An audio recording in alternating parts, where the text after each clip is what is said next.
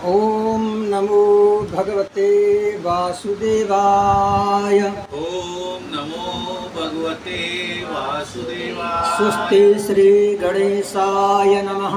स्वस्ति श्री गणेशाय नमः। श्री सरस्वती नमः। श्री सरस्वती नमः। ओम वेद पुरुषाय नमः। ओम दीर्घ पुरुषाय नमः। ओम नमो भगवते वासुदेवाय। ओम नमो भगवते वासुदेवाय। सच्चिदानंदरूपाय विश्वोत्पत्त्यादिहेतवे तापत्रय विनाशाय श्रीकृष्णाय वयं नमः। ओम कृष्णाय वासुदेवाय हरये परमात्मने प्रणतः क्लेशनाशाय गोविन्दाय नमो नमः। सदासिद्ध्या श्रीमद्भागवती कथा यस्य श्रवणमात्रेण भुक्तिमुक्ते करे स्थिता। श्रीमद्भागवत महापुराण सदा सेवन करना चाहिए, सदा नित्य पाठ करना चाहिए, नित्य कथा श्रवण करना चाहिए। ऐसे करने से धर्म अर्थ काम मोक्ष चतुर्विध पुरुषार्थ प्राप्ति होता है और अंतिम में मुक्ति होता है। श्रीमद्भागवत महापुराण श्री सुखदेव जी ने परीक्षित महाराज को हरिद्वार में गंगा तट पर सुनाए, जिससे 7 दिन में मुक्ति प्राप्ति हो गया। ये साक्षी है, श्री परीक्षित जी साक्षी है, एकदम परीक्षित यत् साक्षी।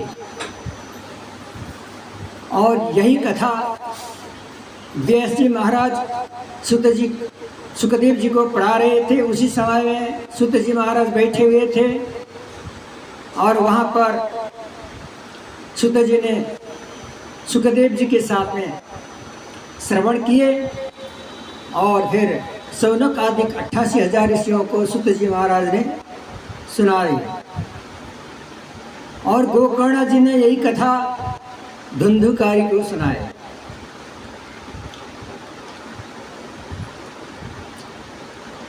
श्रीमद्भागवत महापुराण सूत जी महाराज सौनक आदि 88,000 ऋषियों को सुना रहे थे।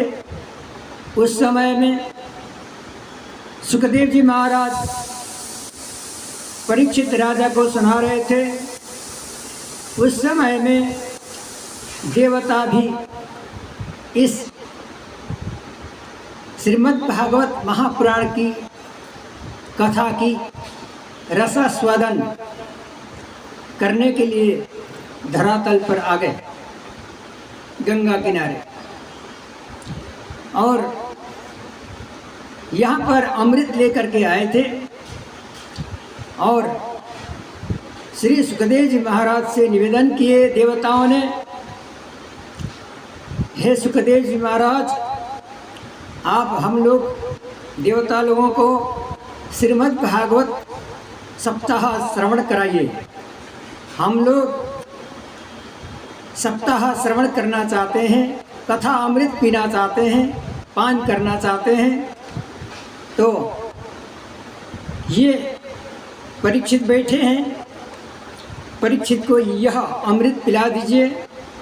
अमृत पिलाने से ये अमर रहेंगे। लेकिन देवता स्वार्थी है और श्री सुखदेव जी महाराज ने विचार किए, वह कांचा क्व मणिर यथा, एक कांच के समान है अमृत, देवताओं का स्वर्ग का अमृत, और यह श्रीमद् भागवत महापुराण मणि के समान है। इसलिए श्री सुखदेव जी महाराज ने परीक्षित को पूछे, हे परीक्षित, तुम कथामृत श्रवण करना चाहते हो या सुधामृत पान करना चाहते हो? राजा परीक्षित ने सुखदेव जी महाराज को पूछे, कथामृत क्या होता है, सुधामृत क्या होता है? हे गुरुदेव, आप बतावें।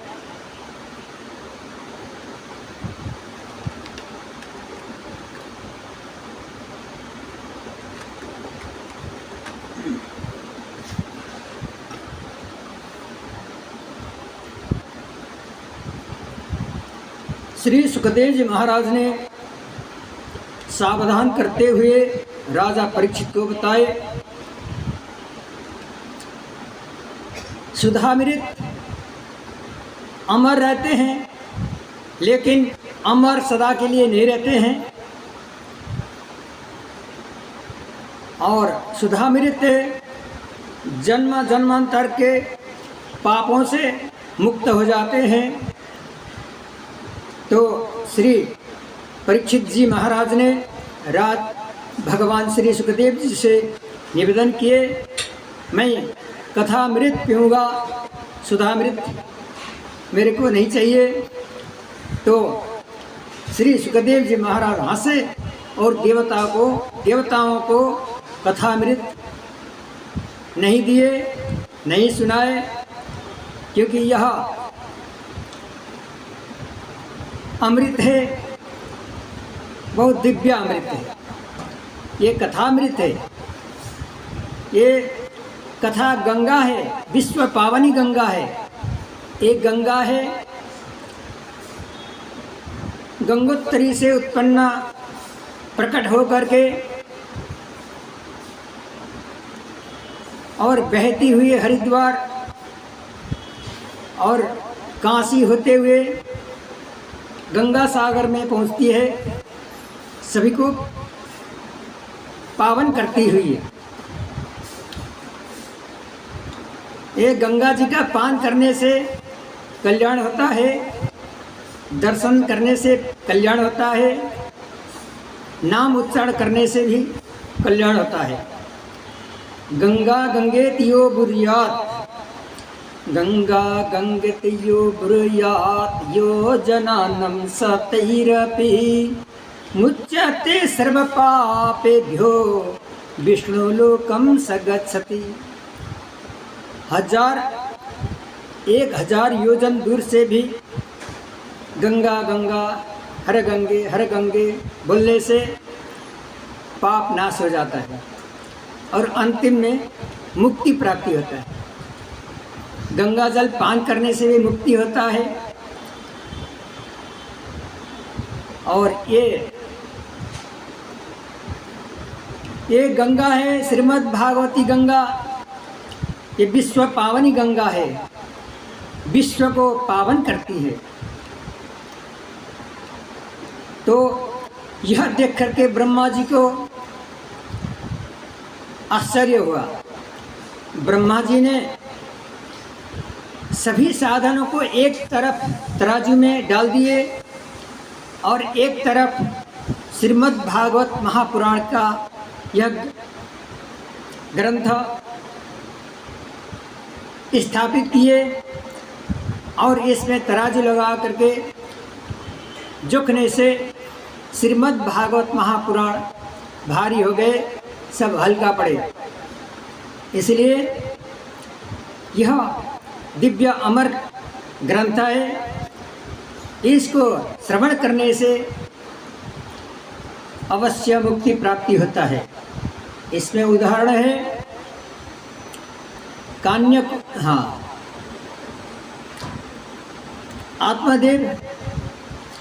आत्मादेव का कथा।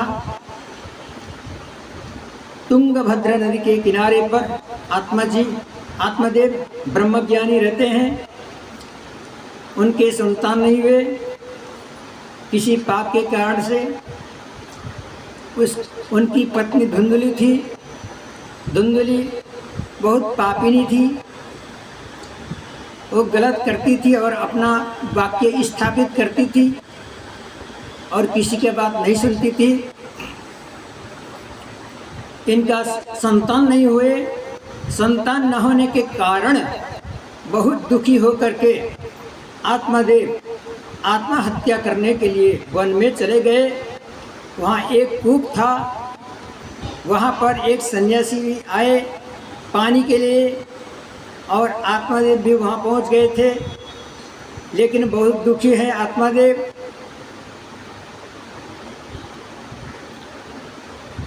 सन्यासी को दया आया आत्मादेव के ऊपर, बहुत चिंतित कर रहे थे आत्मादेव।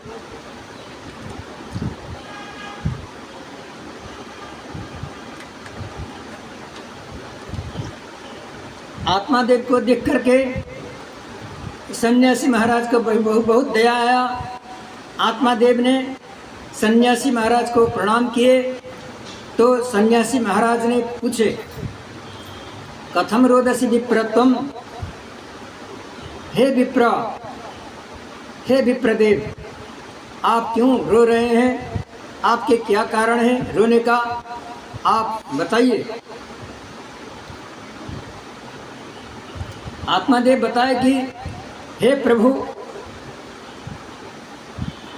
मेरे संतान नहीं हैं, मेरे घर में जो भी फल आता है सूख जाता है, जो भी वृक्ष रोपण करता हूँ वो मर जाते हैं, सूख जाते हैं और फल सड़ जाते हैं। संतान नहीं है, गृहस्थी हो करके और संतान न होने से बहुत दुख है। गृहस्थी होने के बाद में संतान सुख नहीं हुआ तो बहुत दुखी होते हैं। अनेक उपाय करते हैं, अनेक उपाय करने से भी दुख, अनेक उपाय करने पर भी संतान प्राप्ति नहीं हुआ तो बहुत दुख होता है। आत्मादेव ने अनेक प्रकार से प्रयत्न किए संतान प्राप्ति के लिए। अब यहाँ आत्महत्या करने के लिए गए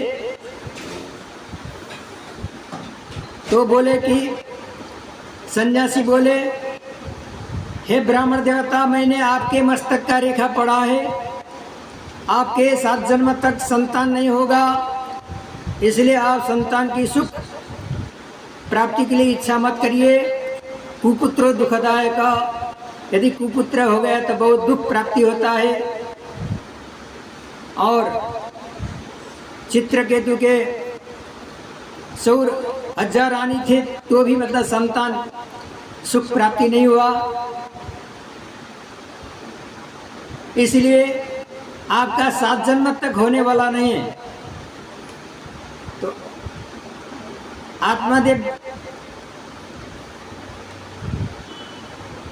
आत्मादेव बोले, हे प्रभु, आप यदि संतान नहीं देंगे तो मैं आपके सामने प्राण त्याग दूंगा, उसका पाप आपको लगेगा। सन्यासी जी को दया आया, उन्होंने एक फल आत्मादेव को दिए। ये फल ले जा करके, ये फल ले जाओ, अपनी पत्नी को खिला दो, संतान हो जाएगा। आत्मादेव प्रसन्नतापूर्वक फल ले करके धुंधली को दे दिए। बोले, ये फल किसी सन्यासी महाराज ने दिए, ये खा लो, तुम गर्भवती रहोगी, तुम्हारे कोख से संतान उत्पन्न होगा। ऐसे बोल करके कहीं चले गए। धुंधली ने विचार किया, ये फल खाने से गर्भ अवश्य रह जाएगा, जिससे बालक उत्पन्न होने में कष्टदायक होगा। यदि जन्म के समय में गर्भ टेढ़ा हुआ तो ऑपरेशन करने से बहुत कष्ट होता है, मरण भी हो सकता है। इसी चिंता में थी। उसी समय में उसके बहन आई। बहन बोली, हे दीदी, क्यों चिंता करती हो, बताओ। धुंधली ने सारी बात बताई तो उसकी बहन बोली, मैं गर्भवती हूँ, कुछ दिनों बाद मेरा संतान उत्पन्न होगा मैं तुमको दे दूंगी, मैं गरीब हूँ, मेरे पति को तुम धन दे देना और मैं बालक तुमको दूंगी और बालक को गुप्त रूप से पोषण करूंगी। तुम गर्भवती जैसे हो करके वस्त्र पेट में लपेट करके तुम रहो। ये फल क्या किया जाए, कुछ ये फल गौ को खिला दो, जो होगा देखा जाएगा। तो कुछ दिनों में धुंधली उसी प्रकार से गर्भणीवत गुप्त रूप से कपड़ा लपेट करके रही। उसकी बहन का प्रसूति का समय आ गया, बालक उत्पन्न हुआ, बालक ले करके आई, चुपचाप धुंधली को दे दिया, वहीं छुप के रही। धुंधली अपने पति को बोली, सुखपूर्वक संतान बालक उत्पन्न हुआ, लेकिन मेरे स्तन में दूध नहीं है, कैसे इसको पोषण किया जाए। मैंने सुना है मेरी बहन का बालक हुआ लेकिन मर गया, अभी 2-4 दिन हो गया, उसको आप आज्ञा देंगे तो उसको बुलाऊंगी और वो पोषण करेगी, पालन करेगी, दूध पिलाएगी, बालक सरलता से बड़ा हो जाएगा। आत्मादेव ने सहमति दे दिए और बहुत प्रसन्नता प्राप्ति हुआ आत्मादेव को। आत्मादेव ने सभी आसपास के लोगों को बताया कि मेरा संतान प्राप्त हुआ। सब हर्षित हो गए आसपास के लोगों, और कुछ दिनों के बाद में गौ से भी एक बालक उत्पन्न हुआ, जिसका शरीर मनुष्य का जैसा था, कान गाय का जैसा लंबा लंबा था, इसलिए उनका नाम गोकर्ण रखा।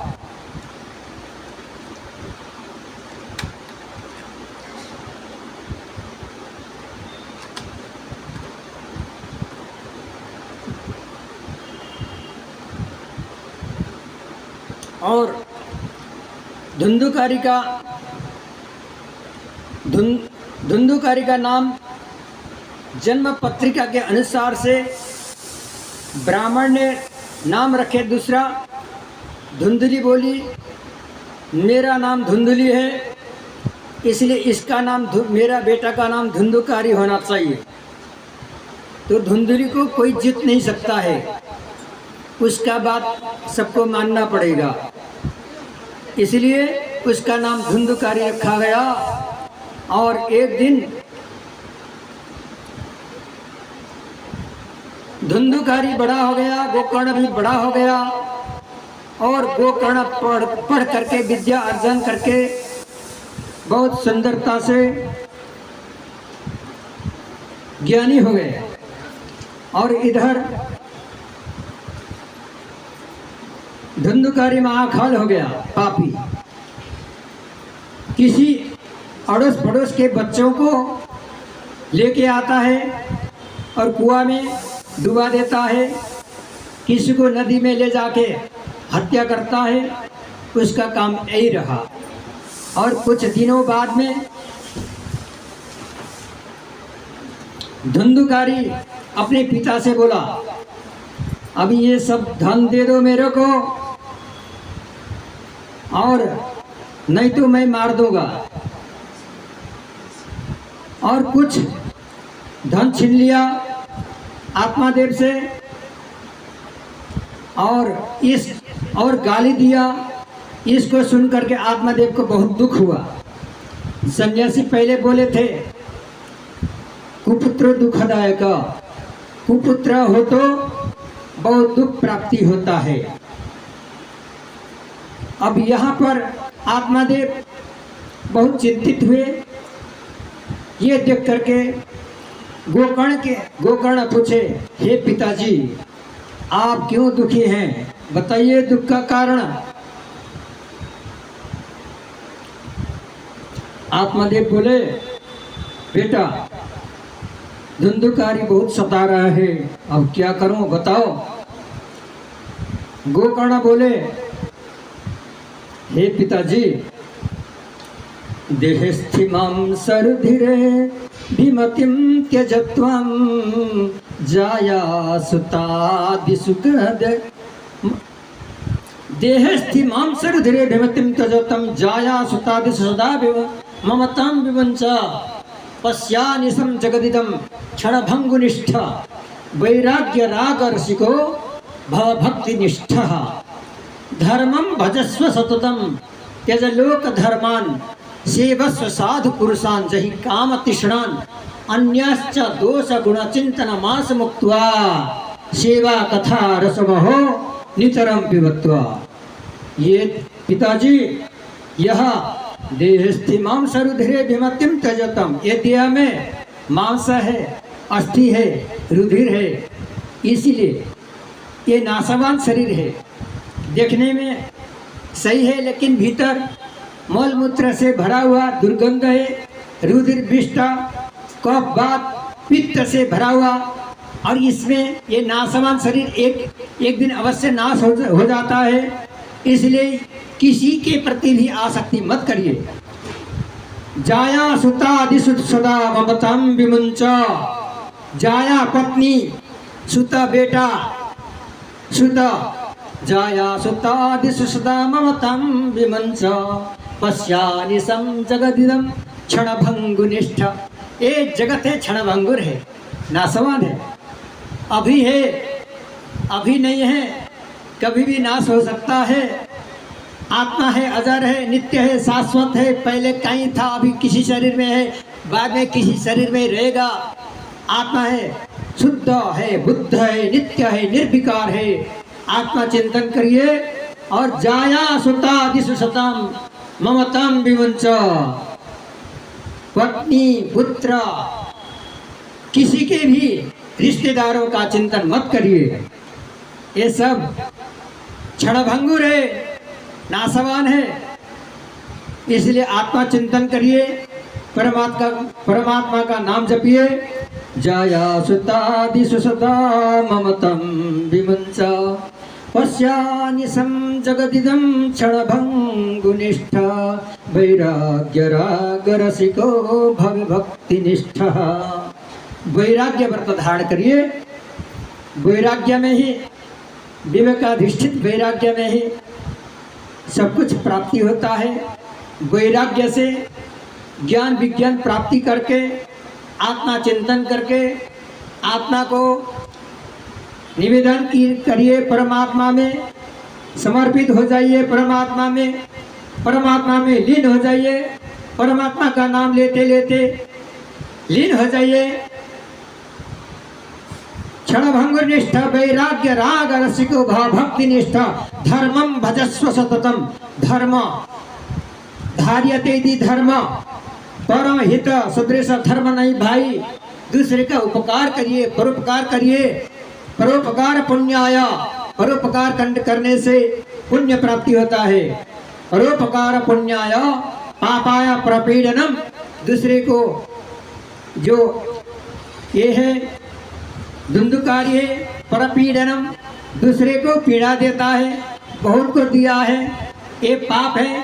पाप से इसका क्या होगा? ये प्रेत बनेगा पाप से। और परोपकार पुण्याय, परोपकार करने से क्या होता है? पुण्य प्राप्ति होता है। पुण्य से क्या प्राप्ति होता है? स्वर्ग प्राप्ति होता है। स्वर्ग पेतम भक्ते स्वर्गलोकम विशालम क्षणे पुण्य मर्तलोकम विसंति। और पुण्य प्राप्ति करते हैं, स्वर्ग को जाते हैं, और वहाँ पुण्य क्षण हो जाता है, फिर मूर्ति लोक में आना पड़ता है। और स्वर्ग से आते हैं तो कैसे आते हैं? पुण्य का आर्जन करते हैं तो कैसे सुखी होकर के स्वर्ग में जाते हैं। और आते हैं कैसे कुल में आते हैं, ये सुनिए।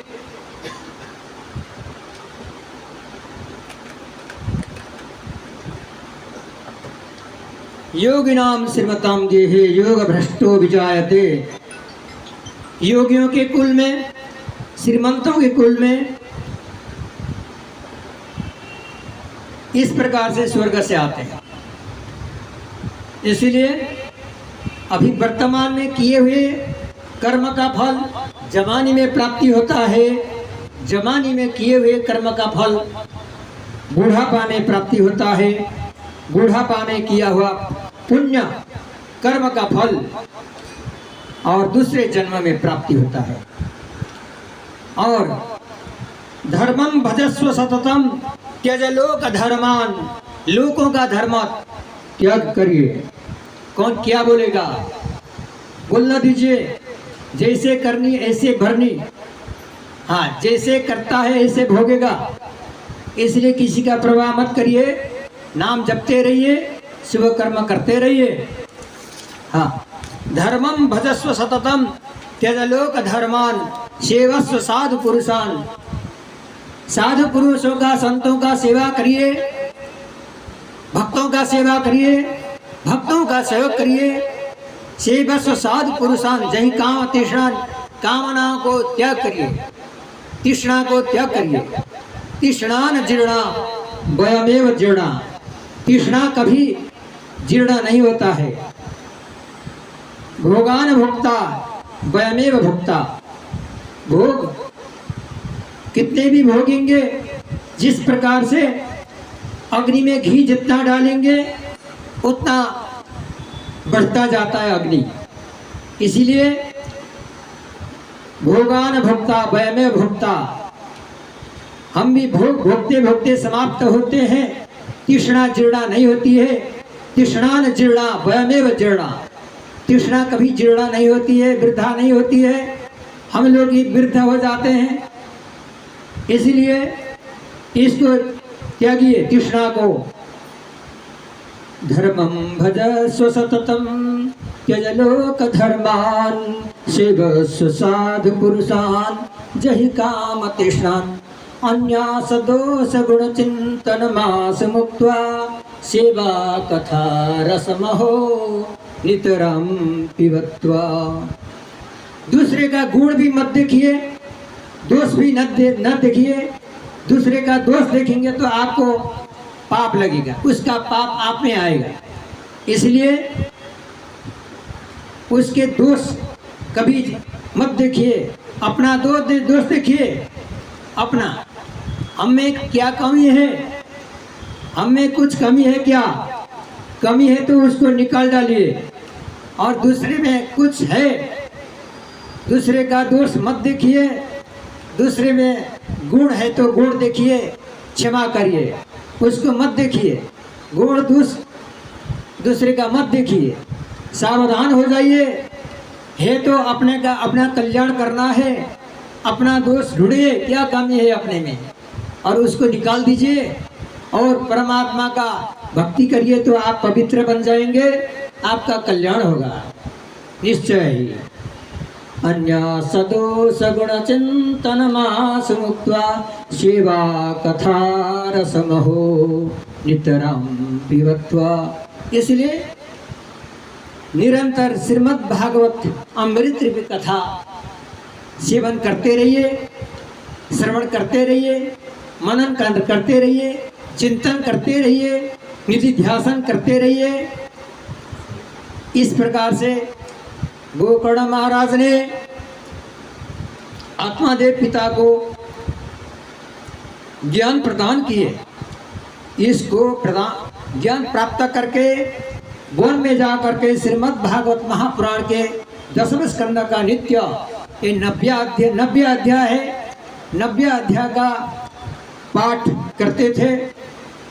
रोज 90 अध्याय सुबेरे सूर्य उदय से सूर्य अस्त तक पढ़ते थे, और बाद में आत्मा चिंतन करते हुए, परमात्मा का नाम जपते हुए मुक्ति प्राप्त किए।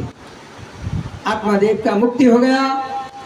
आत्मादेव चले जाने के पश्चात धुंधुली को धुंधुकारी ने बोला, माँ पिता ने पैसा कहाँ रखे हैं बता दे, नहीं तो मैं तुमको लात मार दूंगा, लात से मार करके तेरा हत्या कर दूंगा। माँ। तो धुंधुली ने बोली कि मैं कल बताऊंगी। इस प्रकार से धुंधुली ने धुंधुकारी को बताई, उस दिन प्राण बचाई। और रात में चिंतन किया, धन तो कहीं रखा नहीं है, धुंधुकारी को मैं कहाँ से बता दूं, कल मार खाने वाली हूं। इसलिए इसने रात्रो कूप निपात, कुएं में ऐसे मतलब गिर गई कूप में, आत्महत्या किया इसने। धुंधुली ने आत्महत्या किया, कुएं में कूद पड़ी, मर गई। और इधर धुंधुकारी ने ऐसे चोरी करते हुए लेके आता था। एक दिन राजा के घर में जा करके, राजद्वार में जा करके धन बहुत चोरी करके लेके आया, सोना आदि। और वेश्याओं ने सोचा कि बहुत धन लेके आया। और अभी राजा को पता पड़ा तो राजा आएंगे, राजदूतों आएंगे और ये धन ले जाएंगे और हम लोग को भी इसका सज़ा भोगना पड़ेगा। इसलिए आत्मादेव को, इस पापी को हम लोग मारते हैं। सलाह किए, पांचों वेश्याओं ने मिल करके रात्रि में धुंधुकारी सो गया, रस्सी गले में बांध करके निचोड़ के, बहुत निचोड़े, मरा नहीं। वहाँ पर अग्नि का बड़े बड़े कैला जल रहे थे, लकड़ा वहाँ जलाए हुए थे। तो उसको चिमटे से पकड़ करके उसके मुंह में ठोस दिए, जिससे मर गया। और उसको उसी में खड्डा खोद करके धुंधुकारी को उसी जमीन में गाड़ दिया। वेश्या लोग ने धन ले करके चल दिए, धन ले करके चल दिए वेश्या लोग। और धुंधुकारी प्रेत हो गया। गांव के लोगों ने तीर्थ यात्रा करते हुए गोकर्ण से मिले, सब सुना दिए। गोकर्ण जी ने गया में जाकर के श्राद्ध किया और उसके बाद में रात्रि में घर में आ गए और आकर के मध्य रात्रि में आकर के विश्राम किए। उस समय में सकृत हस्ती, सकृत मेष कभी हाथी के रूप में आ जाता है बड़ा, कभी बकरी के रूप में, कभी मनुष्य के रूप में आ जाता है, कभी कुत्ते के रूप में, कभी गधा के रूप में आ रहा है। और इसमें गोकर्ण जी चिंतन कर रहे हैं, ये कौन है।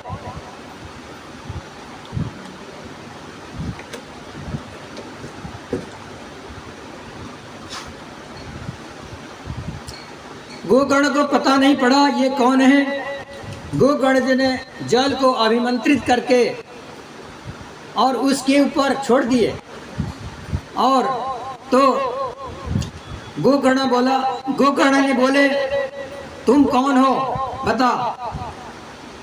धुंधुकारी बोला, अहम भ्राता तदिस्योस्मि धुंधुकारी नामतः, मैं आपका अनुज हूँ, भ्राता हूँ, भाई हूँ। मैंने बहुत पाप कर्म किया, मैं प्रेत बन गया, मैं कुछ खा पी नहीं सकता हूँ। हे दया के सागर भाई, मेरा मुक्ति करिए, मुक्ति का उपाय करिए। गोकर्ण जी बोले, तेरे लिए मैंने गया में श्राद्ध किया। प्रेत बोला, गया श्राद्ध सतई नहीं नापी, न में मुक्ति भविष्यति। गया में 100 श्राद्ध करने से भी मेरा मुक्ति नहीं होगा, इसलिए कोई उपाय करिए। तो गोकर्ण जी बोले, अभी तुम यथास्थान में तू रहा, मैं तेरे मुक्ति के लिए उपाय करता हूँ। इस प्रकार के आश्वासन दे करके प्रातःकाल सभी भक्तजन गोकर्ण से मिले। गोकर्ण ने सभी को रात्रि का प्रसंग सुनाए और ये आश्चर्य हुआ, मुक्ति के उपाय किसी को भी समझ में नहीं आया। तो सूर्यनारायण भगवान से आह्वान करके और यहाँ पर मुक्ति के साधन पूछे गोकर्ण जी ने। सूर्यनारायण भगवान ने बोले श्रीमद् भागवत सप्ताह करो जिससे मुक्ति प्राप्ति होगा। गोकर्ण जी ने श्रीमद् भागवत सप्ताह यज्ञ रचना किए, सबको बुला करके श्रीमद् भागवत सप्ताह प्रारंभ किए। वहाँ पर बांस का ग्रंथि था, बांस का डंडा था, 7 गांठ वाले। प्रथम दिन का कथा संपन्न हुआ तो प्रथम गांठ फट गई। उसी प्रकार से 7 दिन में 7 गांठ फट गई।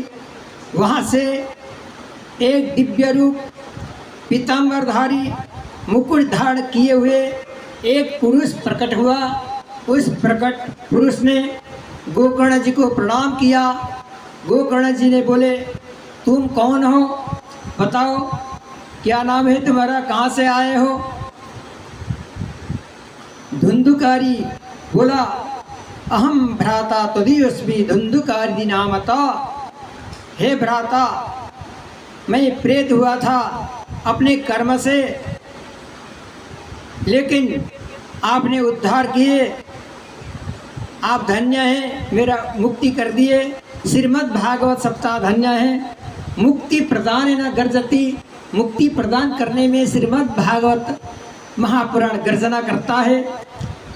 इसमें अनेक प्रकार के पापी लोग भी श्रीमद् भागवत सप्ताह श्रवण करें तो उसका पाप से मुक्ति हो सकता है। और जिसका बालक जन्म लेते ही मर जाता है उसको भी यह श्रीमद् भागवत सप्ताह श्रवण करना चाहिए, जिससे अगिला गर्भ सुरक्षित बालक उत्पन्न होगा। भक्त बालक उत्पन्न होगा, कुल का उद्धार करेगा। गर्भिणी को सदा भगवान का नाम जपना चाहिए, भगवान का कथा सुनना चाहिए। और किसी का जन्म नहीं होता है, अपुत्र होता है, अपुत्र को भी यह श्रवण करना चाहिए। बांस को भी, बंध्या को यह अवश्य श्रवण करना चाहिए। और महाचोर चंडाल आदि भी ये जो सुनते हैं तो उनका भी कल्याण हो जाता है। और यह श्रीमद् भागवत सप्ताह मुक्ति प्रदान करने में गर्जना करता है। इसलिए धुंधुकारी के लिए एक विमान आ गया, उस विमान में बैठ करके धुंधुकारी वैकुंठ को चले गए। और इस प्रकार से प्रेत का मोक्ष प्राप्ति होता है। गोकर्ण बोले हे देवताओं रुकिए, 4 भुजाओं धारण किए हुए, शंख चक्र और सिर में मुकुट पहने हुए भगवान के दूत उसमें विमान लेकर के गोकर्ण को ले जाने के लिए आए थे। गोकर्ण ने पूछे यहाँ भक्त लोग बहुत बैठे हैं लेकिन एक ही विमान आया क्यों? तो हरिदासो वाचा, हरि भगवान के दास ने बोले श्रवणम तु कृतम सर्वै न तथा मननम कृतम। श्रवण तो सबने किया, सभी ने किया श्रवण, लेकिन मनन चिंतन निधि ध्यासन नहीं किए हैं। ये प्रेत ने 7 दिन तक निरंतर बैठ करके इसने सप्ताह श्रवण किया, मनन किया, चिंतन किया, इसलिए इसके लिए सिर्फ एक विमान आ गया है। इस प्रकार से सुना करके गोकर्ण को विमान में बैठा करके वैकुंठ लोक को चले गए। और तो यहाँ जिज्ञासा हुआ सभी भक्तजनों को, और सभी दूसरी बार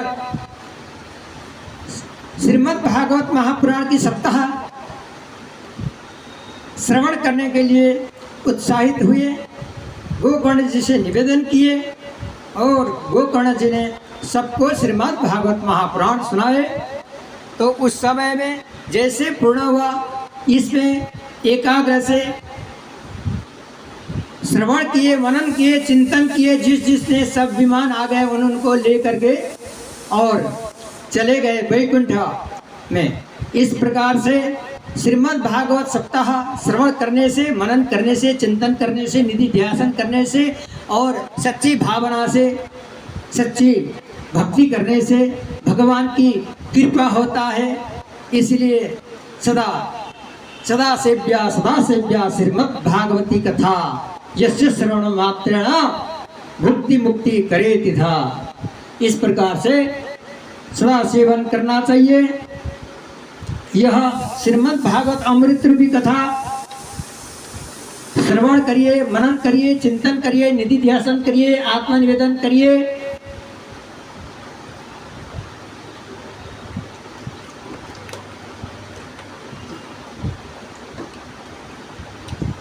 श्रवणम कीर्तनम विष्णु स्मरणम पाद सेवनम अर्चनम वंदनम दास्यम सक्षम आत्मा निवेदनम।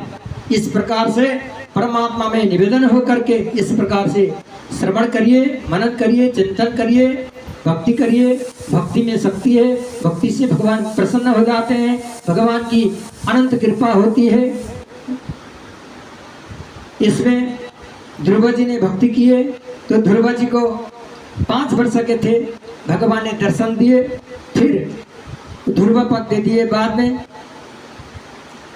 प्रहलाद जी को अनेक प्रकार से यातना करने के लिए हिरण्यकश्यप ने प्रस्तुत किया, लेकिन भगवान की भक्ति करने से भगवान नृसिंह रूप से, नृसिंह भगवान के रूप में प्रकट होकर के, खंबे से प्रकट होकर के दुष्ट हिरण्यकश्यप को मार दिए और भक्त प्रहलाद का रक्षा की। इस प्रकार से भगवान कहीं भी प्रकट हो जाते हैं, भक्तों का सदा रक्षा करते हैं। भगवान बहुत दयालु है, कृपालु है, इसलिए भगवान का भक्ति सदा करते रहिए। ओम निगमकल्पतरोर्गलितं फलं सुखमुखात् अमृताद्रवसंयुतं पिबत भागवतं रसमालयं मुहुरहो रसिका भुवि भावुकाः। यह श्रीमद् भागवत महापुराण वेद रूपी कल्प वृक्ष से प्रकट हुआ है। यह अति सुंदर है, मधुर है, जैसे आम के फल है, मधुर है, उसमें बहुत पका हुआ है और उसमें सुखदेव तोता ने उस अमृत को, आम के फल को चोंच मार दिया तो वहाँ से रस द्रवीभूत होकर के रस टपकता है। और यह श्रीमद् भागवत महापुराण वेद रूपी कल्प वृक्ष से प्रकट हुआ। यह श्रीमद् भागवत महापुराण अमृत, यह सदा कर्णपुर से पीते रहना चाहिए। कब तक पिए? मुहुरहो रसिका भुवि भावुका। मोक्ष, जब तक मोक्ष न हो तब तक यह ग्रंथ पीते रहना चाहिए, यह अमृत पीते रहना चाहिए। निगम कल्पतरोर्गलितं फलं सुखमुखाद्रमितं सुखमुखात् अमृतं रसमालयं पिबत भागवतं रसमालयं मुहुरहो रसिका भुवि भावुका। ये रसम आलयम इतने मधुर रस से भरा पड़ा है श्रीमद् भागवत, यह अमृत, इसलिए इसको सदा पान करिए। क्या पान मुख से करने का, अमृत पान नहीं, कर्ण से पीने का और हृदयंगम करने का, तो पीते रहिए। निगम कल्पतरोर्गलितं फलं सुखमुखात् अमृतद्रव संयुक्तं पिबत भागवतं रसमालयं मुहुरहो रसिका भुवि भावुका।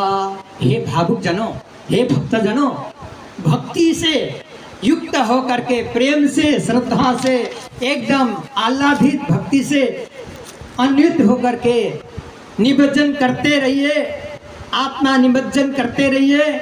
अमृत रूपी कथा में, अमृत रूपी कथा गंगा कर्णपुर से श्रवण होता है, भीतर जाता है और हृदयंगम हृदय में निमज्जन करिए। प्रभु बैठे हुए हैं, प्रभु को पुष्प सुमन पुष्प चढ़ाते रहिए। सुमन पुष्प माने सुंदर मन। भगवान भक्ति के गद्दी में बैठे हैं। भगवान भक्ति रूपी हृदय रूपी हृदय में, हृदय रूपी सिंहासन में भक्ति की गद्दी लगाइए। हृदय रूपी सिंहासन है सबके, और उसमें भक्ति की गद्दी लगाइए।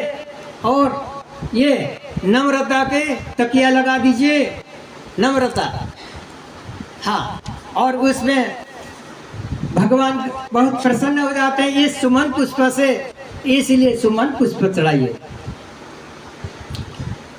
श्री कृष्ण गोविंद हरे मुरारे, हे नाथ नारायण वासुदेवा। श्री कृष्ण गोविंद हरे मुरारे, हे नाथ नारायण वासुदेवा। हे नाथ नारायण वासुदेवा। ओम नमो भगवते वासुदेवाय। ओम नमो भगवते वासुदेवाय।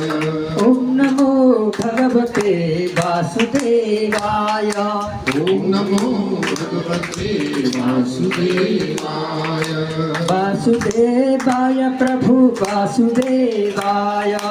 वासुदेवाय प्रभु वासुदेवाय। वासुदेवाय प्रभु वासुदेवाय। वासुदेवाय प्रभु वासुदेवाय। ओम नमो भगवते वासुदेवाय। ओम नमो भगवते वासुदेवाय। ओम नमो भगवते वासुदेवाय। ओम नमो भगवते वासुदेवाय। वासुदेवाय मेरो वासुदेवाय। वासुदेवाय मेरो वासुदेवाय। वासुदेवाय मेरो वासुदेवाय। वासुदेवाय मेरो वासुदेवाय। ओम नमो भगवते वासुदेवाय। ओम नमो भगवते वासुदेवाय। ओम नमो भगवते वासुदेवाय। ओम नमो भगवते वासुदेवाय। बद्रीनाथाय प्रभु बद्रीनाथाय। बद्रीनाथाय प्रभु बद्रीनाथाय। बद्रीनाथाय प्रभु बद्रीनाथाय। बद्रीनाथाय प्रभु बद्रीनाथाय। ओम नमो भगवते वासुदेवाय। ओम नमो भगवते वासुदेवाय। ओम नमो भगवते वासुदेवाय। ओम नमो भगवते वासुदेवाय। मुक्तिनाथाय प्रभु मुक्तिनाथाय। मुक्तिनाथाय प्रभु मुक्तिनाथाय। मुक्तिनाथाय प्रभु मुक्तिनाथाय। मुक्तिनाथाय प्रभु मुक्तिनाथाय। ओम नमो भगवते वासुदेवाय। ओम नमो भगवते वासुदेवाय। ओम नमो भगवते वासुदेवाय। ओम नमो भगवते वासुदेवाय। वासुदेवाय प्रभु कृष्णचंद्राय। वासुदेवाय प्रभु कृष्णचंद्राय। वासुदेवाय प्रभु कृष्णचंद्राय। वासुदेवाय प्रभु कृष्णचंद्राय। ओम नमो भगवते वासुदेवाय। ओम नमो भगवते वासुदेवाय। ओम नमो भगवते वासुदेवाय। ओम नमो भगवते वासुदेवाय। रामचंद्राय प्रभु रामचंद्राय। चंद्राय प्रभु रामचंद्राय। रामचंद्राय प्रभु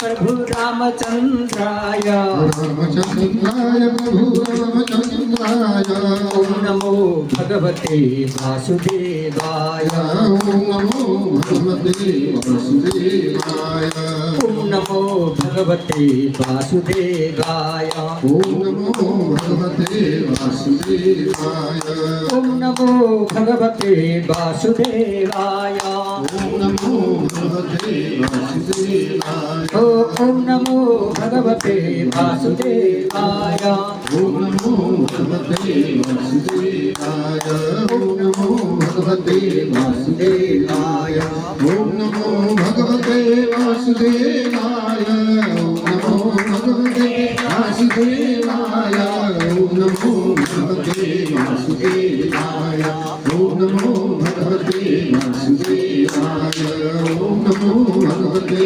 वासुदेवाय ओम नमो भगवते